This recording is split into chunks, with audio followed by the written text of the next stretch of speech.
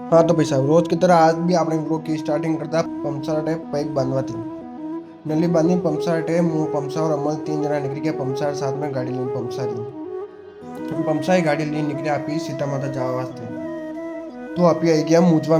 में આપણે મળી ગયો પૂરણ ભાઈ पूरण सिंह ने आपी ली साथ में निकल गया पहुंच गया सीता माता सीधा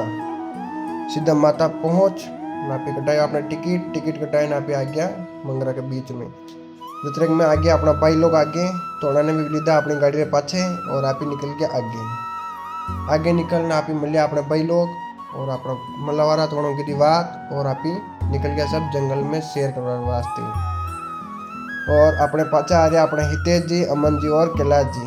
देखी सको अपने पूरन जी साथ में कैलाश जी स्माइल ली ना आप ही निकलिया डंटिया